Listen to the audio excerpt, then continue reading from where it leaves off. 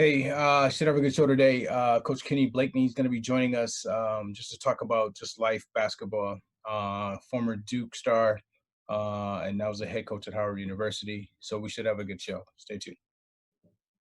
Coach Blakeney, how you doing, man?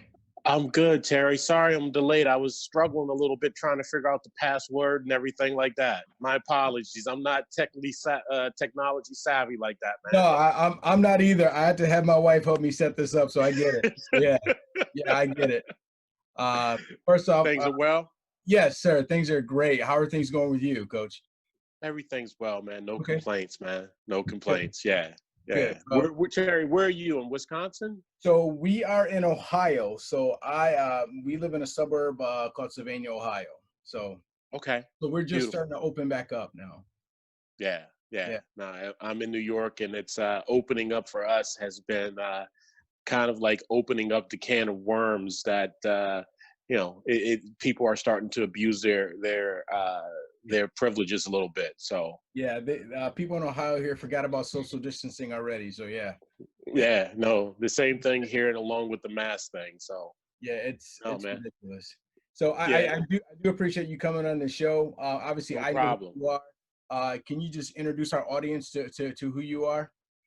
Absolutely. My name is Kenny Blakeney. I'm the head men's basketball coach at Howard University from Washington, D.C. Attended DeMatha Catholic High School, played my college basketball at Duke University, and have bounced around a little bit as a assistant coach and entrepreneur. And now I'm back as, like I said, the head coach at Howard University. Okay, awesome. Thank you. Thanks again for joining us, Coach. So obviously, you played at a high-profile program such as Duke, and you've been coaching at the college level, and you have your own program. What have you taken, or if you've taken anything from Duke that you currently apply to your current head coaching position now? Yeah, I think I talk about like my experiences sometimes, and when I'm very lucky. I had a chance to play for the winningest high school coach in the history of high school basketball with Hall of Famer Morgan Wooten. Had a chance to play for the winningest college coach in the history of the game, Coach Mike Krzyzewski, Yeah. Hall of Famer, and I worked with Lefty Drizel, Oh one of yeah. the winningest coaches in Maryland. college Yeah, basketball he at played in Maryland. Yeah, and Maryland. Yeah. also I worked with him at James Madison, and he's a Hall of Famer. So I'm like Forrest Gump a little bit. I've just kind of been in the right place at the right time. And some of the lessons I learned from Coach K is that, Coach is really, really competitive. Mm, Um, yeah. I don't know if people really realize that. They see his kind of like, his demeanor on the sideline, and but Coach is a fiery, competitive guy. He's one of Yeah. the smartest dudes I've ever been around. And he has a great feel for the people that are around him in his program. Hmm. Um, he's very prepared. Um, and I think a guy that can relate.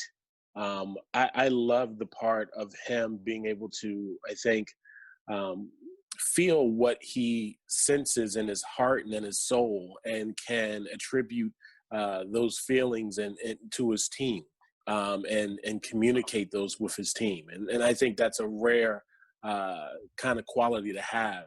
There's so many wonderful qualities, I think, that makes Coach K the guy that he is. And like I said, I'm just lucky and fortunate to have an opportunity to spend some years with him.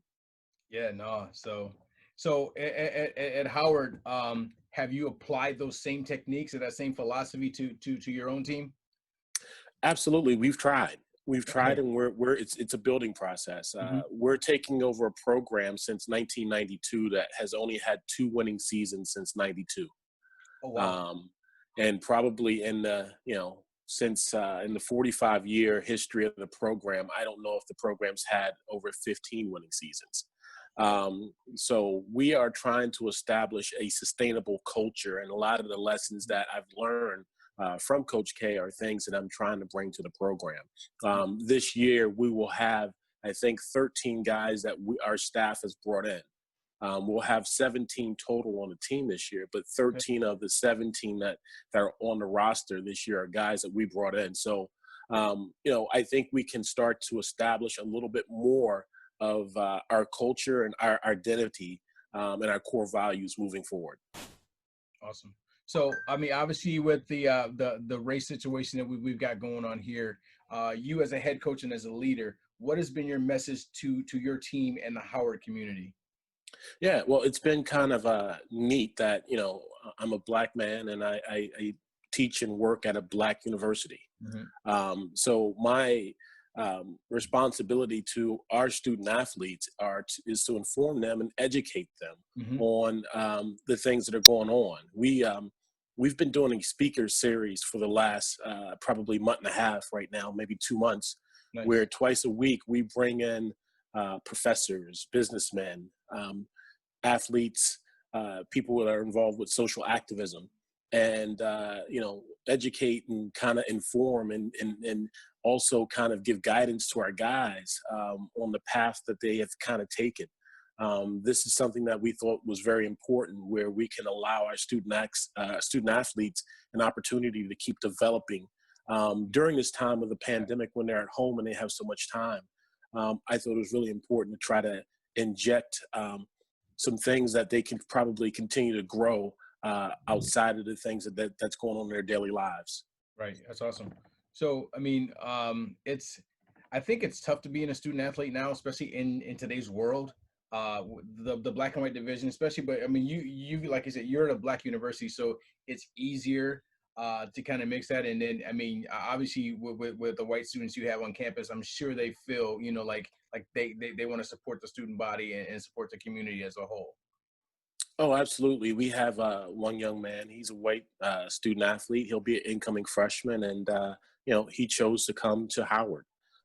He had opportunities to go to several Ivy League schools, WCC schools, Hmm. and legendary Hall of Famer Rick Pitino recruited him also, and Well, he felt that Howard would be the best place to prepare him for his future. He's a 4.5 student, has a 1450 SAT. So I think it just shows the strength of our university, and I think the start of building a successful program at Howard. wow, that's impressive. That's wow, that's extremely impressive. So obviously, COVID-19 pandemic. What has that taught you about your leadership style? And how has it affected your athletes? It's been different. We have, like I said, 17 guys on team. Hmm. And it's been for every last one of them. It's unique and different. Speaking of Jordan Wood, the young man I was just referencing. Hmm. He's in San Antonio, Texas, so the restrictions and the legislation has been a little bit different in Texas than it has been in Washington D.C., where we've been on complete lockdown. We have 10 Yeah. student athletes on our team from Washington D.C., and not every kid has a court in his backyard or a Makes court it at the end of the block, yeah. or a place where they could work out and be safe. So every single one of our kids has a different story. Some of their parents won't allow them to go outside during the pandemic, and they want to keep them safe and want to keep them at home. So my whole thing has just been the well-being of our student athletes and Right. making sure that they're okay. The basketball thing right now for me is really secondary. It's more about our young men, I think, growing in ways that they can do right now in their homes, where they're keeping themselves safe. Yeah, yeah, I completely agree. So if I have a son that's going on to college to play basketball here in Ohio. If I'm a student and I play basketball and you're trying to get me to come to Howard, what's the best selling point about coming to Howard? Well, the reason I wanted to be at Howard is because of the brand Howard. Hmm. Um, For sure. when I knew the job was coming open, I jumped at the opportunity to take it, Hmm. and really fought and competed for it, because I spent time at Harvard, and With Tommy when Amaker? with Tommy Amaker, and when Tommy got the job at Harvard, the greatest resource they gave him was the brand Harvard, and I had a chance to see kind of what Tommy built from, you Hmm. know, being in the offices there where the furniture didn't match. Wow. The furniture in the lounge was a little bit like, it was something that didn't represent the brand Harvard. And he's built that thing to be a consistent winner in that league year in and year out. Yes, he has. Um, and it's kind of the same thing for me. I want to first and foremost start with the brand Howard. Hmm. And then I think we can identify student athletes because of our academic requirements. We have to start with a 3.0 1000 or a 3.0 20 on the SAT, Okay. ACT. Nice. So we have to find serious student athletes that can do the work at Howard. So, we have Thurgood Marshall, we have Andrew Young, we have Mayor Dinkins, we have, so many alums that have paved the way for success and history and tradition at Howard. We're a top 100 university in the country. I think last year in U.S. News World Report, we were in the mid 80s in terms of our university ranking. So, we have an opportunity to really, I think, take this brand, take the academics, take the history, and really try to build this thing organically in a way that, one day I think we can be a Gonzaga. One day I think we can be a Butler that was in the Horizon League, or we could be a St. Mary's, or those are the programs that I'm looking at. And even down the road from us in Washington, D.C. at Georgetown University. Mm-hmm. Georgetown, when Coach Thompson took it over in, I think, 1971 or 72, was maybe a top 50, top 100 university in terms of its academics. And, what he built there brought so much visibility and to the university that it's grown into one of the better universities in the country. And name brand for sure. Yeah, and he did that with the academics, but also built it with having guys from the city of Washington, D.C., where I think people from our communities could resonate with these young men and knew their stories. I'm trying to follow that same model on how he built Georgetown at Howard. Okay. So program outlook, what are you guys looking at for the upcoming season? Who should we keep our eye on? That's a great question. We're going to be so young. We have a returning nice nucleus of guys, a freshman in Wayne Bristol Jr. Wayne is a 6'7". He grew an inch or two during this quarantine, so he's 6'7" now. He's a guy last year that was an 80, 50, 40 guy. So he shot 80 from the free throw line, 50 from the field, and 40 from the 3-point line. As a freshman, and couldn't ask anything more of him. We have Nate Garvey coming back. He's a young man that shot close near 40% from the 3-point line. He'll be a senior. We have Kyle Foster, young man from Norfolk, Virginia, big time shooters. We have one of the better shooting teams in the country. We were probably in the top 100 of 3-point shooting teams in the country. So we bring back a lot of shooting, and then with our young guys. One of the things that we wanted to do in the off season is we wanted to identify character, we wanted to identify basketball IQ, and we wanted to identify toughness. And I think we were able to do that. We have a very, very big team. We could potentially start a 6'7" guy at the 2, a 7-foot guy at the 3, a 6'10" guy at the 4, and a 6'11" guy at the 5. And all of those young men that I would just mention are all freshmen except for the sophomore Wayne Bristol that's coming back. So there's going to be a lot of versatility that we have to our team. And the one thing I keep saying, and it's very fundamentally sound when I say this, is that all of our guys can dribble, pass, and shoot, which I'm really pleased with and happy. And I wanted to try to get that kind of versatility and interchangeable parts with our program. Wow, you're describing like some of Leonard Hamilton's teams, because he has a ton of trees, he has a ton of length and athleticism. So I'll definitely be keeping an eye out for you guys. I have to get me a Howard Bison T-shirt. So definitely be doing that. So, Coach, how would you describe your coaching style? Obviously, you've played for some legends. Yes. How would you describe, if you were going to say Coach Blakeney, his style is what? I just tell our recruits and young men that we play a system and a style that's fun to watch and fun to play. From my high school days through college, with a lot of the mentors that I work with, from a Mike Braid, a Tommy Amaker, a Lefty Drizel, a Speedy Morris, a lot of those guys were in motion. And so I'm a motion guy. I've been studying a lot the NBA game this off season, and we'll incorporate a lot of those NBA philosophies into our system, because when I look at my team, I think Florida State, and watching kind of how the Raptors played a couple of years ago with their length with Kawhi when they won the championship, I'm seeing our team like that defensively. So we're going to play a system that's fun to play. We're going to get up and down the floor a little bit. We want to play fast.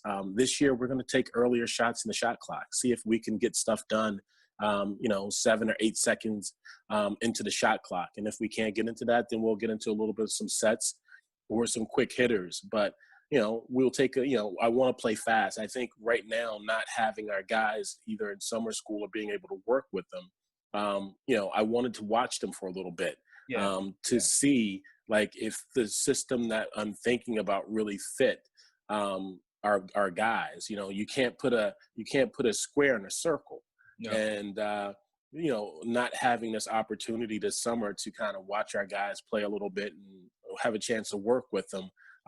We have some tinkering to do, but like I said, I've been watching a lot of the NBA stuff, a little bit more different with some philosophies that their game kind of works with than the college game. But, some of those things I'd love to try to implement in our system. Nice. Okay, so you coaching at the college level. I coach AAU basketball, and I love coaches, and I love to kind of pick their brains. What do you think are the 3 best characteristics or qualities that a college coach should have? 3 best qualities a college coach should have or characteristics. Compassion. Mm-hmm. I would say understanding. Mm-hmm. And this is a great question, Terry. I've never been asked this before. Compassion, understanding, and you have to be able to relate. Okay. You have to be able to relate. There